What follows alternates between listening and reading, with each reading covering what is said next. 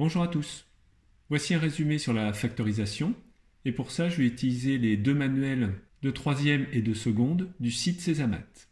Dans le chapitre précédent, on a parlé de développement, donc si je l'écris sous la forme K fois A plus B, on a vu que dans la pratique, on distribuait le K sur les différents termes de la somme.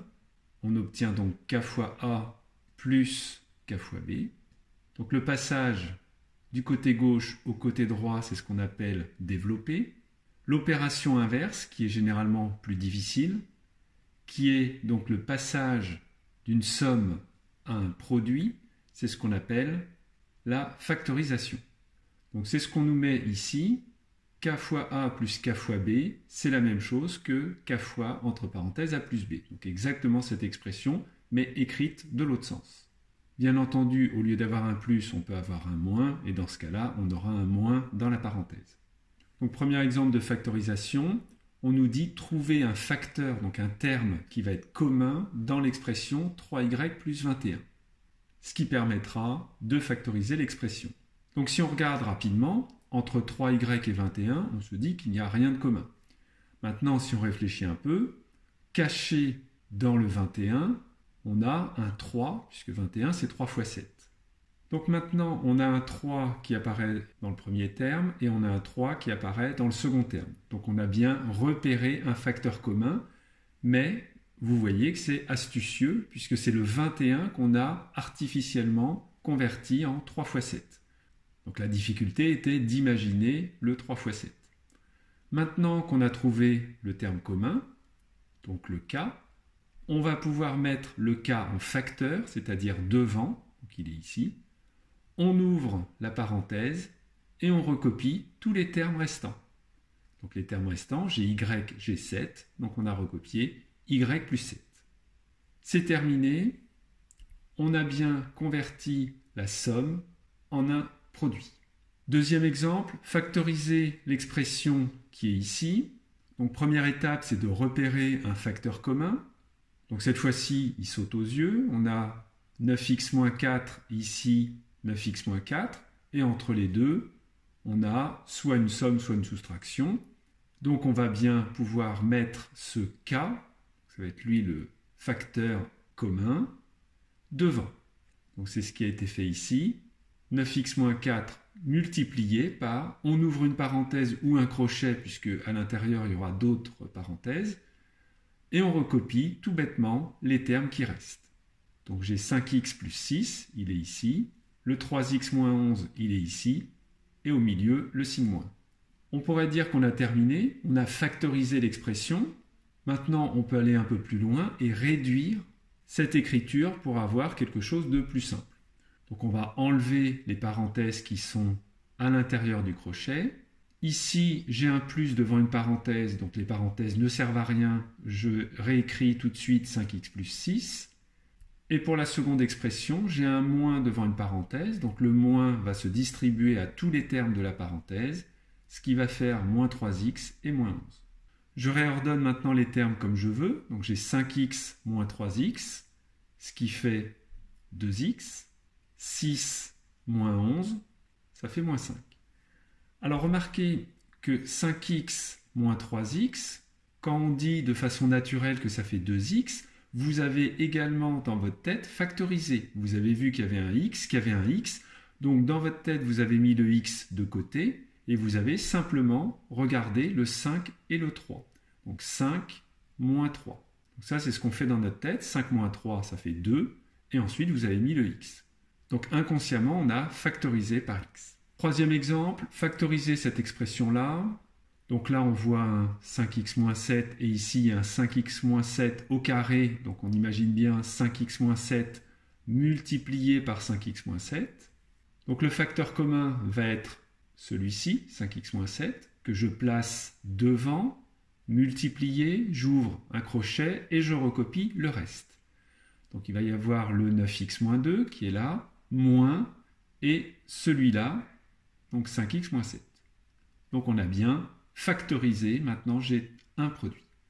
On simplifie dans la parenthèse, donc ici je peux enlever la parenthèse sans problème puisqu'il y a un plus, et pour la deuxième, j'inverse les signes, donc ça fait moins 5x et plus 7. Je réduis l'expression 9x moins 5x, 4x, moins 2 plus 7 plus 5. Alors regardons par exemple le cas. Qu'est-ce qu'il y a en commun entre 6y puissance 5 et 8y puissance 2? Donc vous n'êtes pas obligé de trouver la meilleure factorisation dès le départ. On peut par exemple se dire 6 et 8 sont pairs, donc caché derrière le 6, il y a un 2, c'est 2 fois 3, et caché derrière le 8, il y a aussi un 2, c'est 2 fois 4. Donc ici, je pourrais sortir uniquement le 2, parenthèse.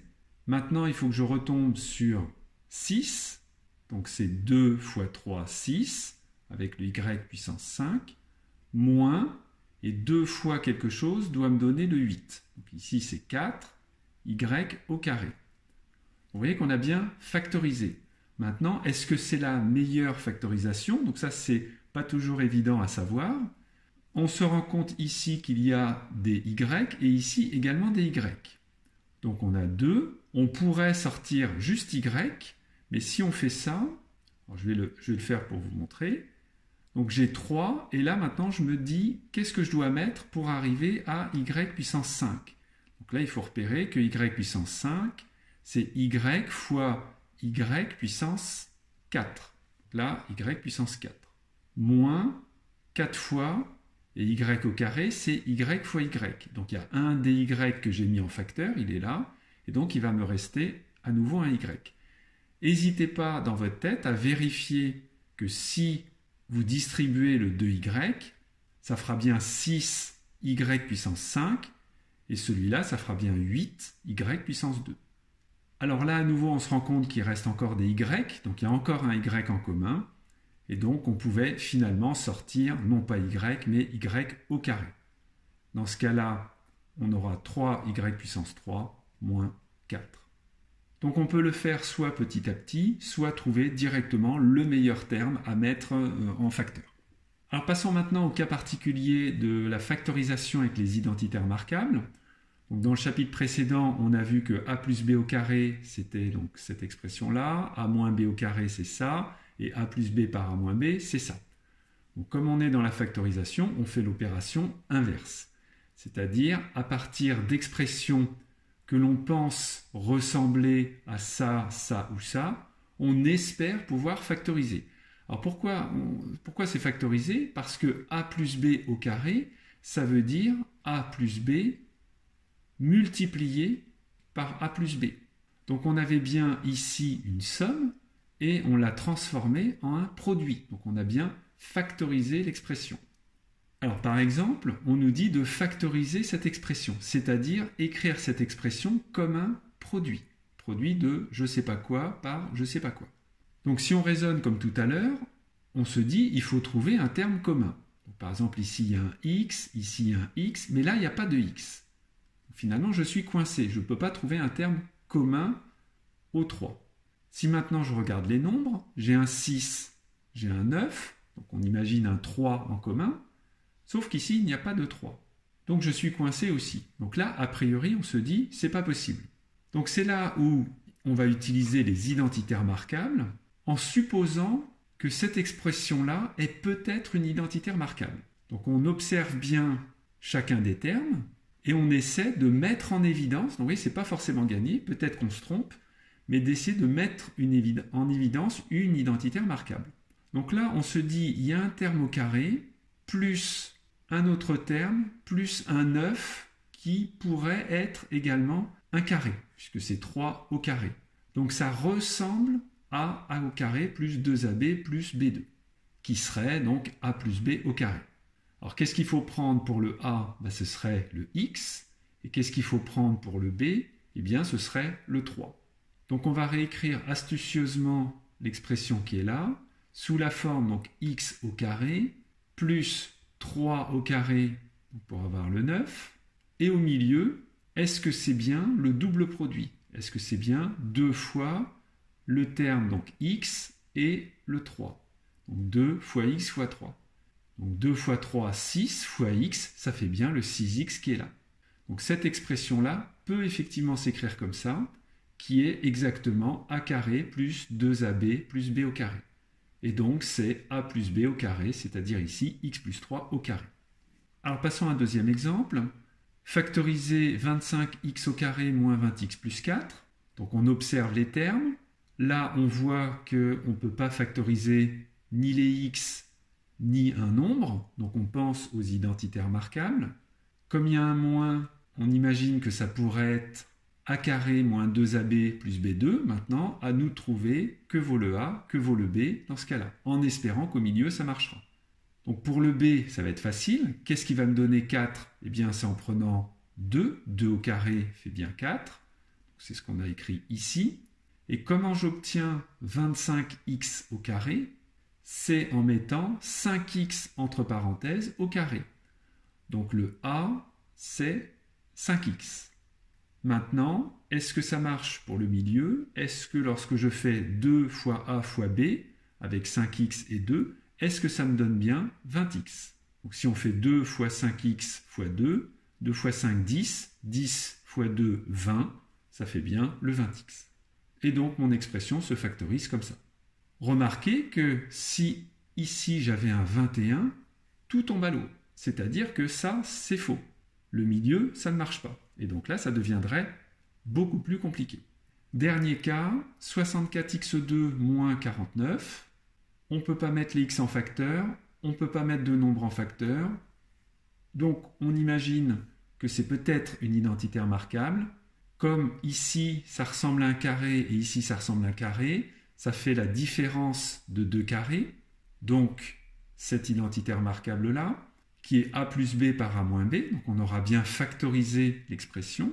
Donc qu'est-ce qu'on doit prendre pour le premier, qu'est-ce qu'on doit prendre pour le deuxième ? Donc le plus simple, c'est 49. 49, c'est 7 fois 7. Donc on va pouvoir écrire ici 7 au carré au lieu du 49. Et comment obtenir 64x2 ? 8 fois 8, 64, x fois x, x au carré. Donc on va mettre 8x, le tout au carré. Donc j'ai bien un carré moins un carré. J'applique l'identitaire marquable et j'ai ma factorisation. Cette dernière diapo est tirée du Sésamat de seconde. Donc on nous demande de factoriser ces trois expressions et on a les différents cas. Donc par exemple ici, ça ne ressemble pas à une identitaire marquable, mais on a bien une somme et un terme en commun. Donc c'est ce terme en commun qu'on va pouvoir donc mettre devant. Donc c'est ce qui a été fait ici. On ouvre un crochet et on recopie tout le reste. Ensuite, on simplifie, donc la partie qui est entre crochets, et on arrive à ça. Pour le deuxième, donc là, il va falloir reconnaître une identitaire marquable. Pourquoi ? Parce qu'on ne voit pas de facteur commun. Ouais, c'est bien marqué « ne semble visible ». A priori, on ne voit rien. Ensuite, donc, il faut faire des remarques, c'est-à-dire qu'il faut un peu d'imagination. Donc ici, le 25, ça fait penser à 5 au carré. Vous voyez, ils ne nous disent pas que c'est une identitaire marquable, ils nous disent que ça nous fait penser à une identitaire marquable. Et on va donc vérifier si effectivement, quand je fais 2AB, ça me donne bien ce qui me manque. Donc pour celui-là, on va prendre comme A le X, le B est égal à 5, et il restera à vérifier est-ce que ça marche pour le milieu. Donc quand on fait 2AB, ça fait 2 fois X fois 5, ça fait bien le 10X. Et donc là, on peut réécrire le B sous la forme A2 moins 2AB plus B2 et on trouve X moins 5 au carré. Pour le dernier, c'est pareil, on n'a pas de facteur commun visible. Par contre, on voit que 9x2, c'est le carré de 3x, puisque 3x au carré, ça fait 3 au carré par x au carré, donc ça fait bien 9x au carré. Et 64, c'est aussi un carré. Donc ça fait penser à l'identitaire marquable A2 moins B2, donc on peut factoriser.